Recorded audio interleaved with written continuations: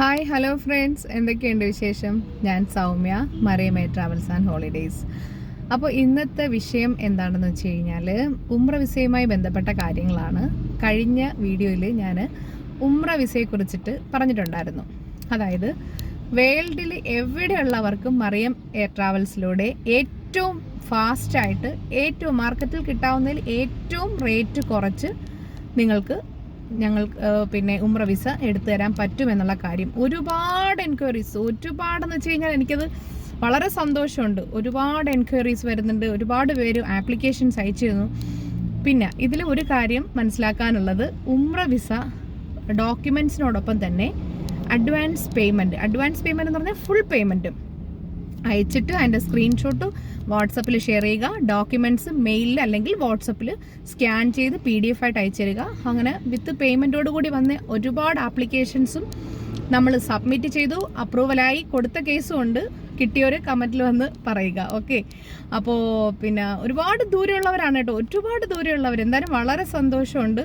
പിന്നെ ഇനി അപ്ലൈ ചെയ്യണമെന്ന് പറഞ്ഞിട്ട് ഡോക്യുമെൻറ്റ്സ് അയച്ചു തന്ന കേസുണ്ട്. അപ്പോൾ അതിൻ്റെ പേയ്മെൻറ്റും കൂടി വന്നു കഴിഞ്ഞാൽ നമുക്കത് ചെയ്യാൻ പറ്റും. കാരണം ഇതിനെല്ലാം അഡ്വാൻസ് പേയ്മെൻറ്റ് നമുക്ക് അടയ്ക്കേണ്ടതായിട്ടുണ്ട്. കാരണം ഇതിൽ ഹോട്ടൽ വൗച്ചറും പിന്നെ അതുപോലെ തന്നെ റിട്ടേൺ ക്യാൻസലേഷൻ ടിക്കറ്റും ഇതെല്ലാം അറ്റാച്ച് ചെയ്താണല്ലോ കൊടുക്കുന്നത്.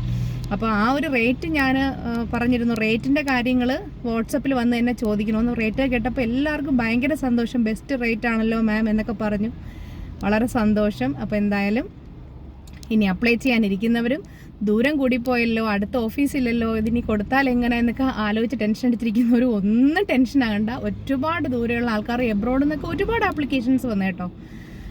ധൈര്യമായിട്ട് നിങ്ങൾ അയച്ചോളൂ. ഓക്കെ, പിന്നെ അതുപോലെ ഉംറ വിസയിൽ പോയി കഴിഞ്ഞാൽ 3 മാസം വരെ നിങ്ങൾക്ക് അവിടെ സ്റ്റേ ചെയ്യാനായിട്ട് പറ്റുന്നതാണ്. പിന്നെ കുട്ടികൾക്കും ഇൻഫൻറ്റിനും ചൈൽഡിനും അഡൽറ്റിനും എല്ലാവർക്കും ഉംറ വിസ ഒരേ റേറ്റ് തന്നെയാണ്.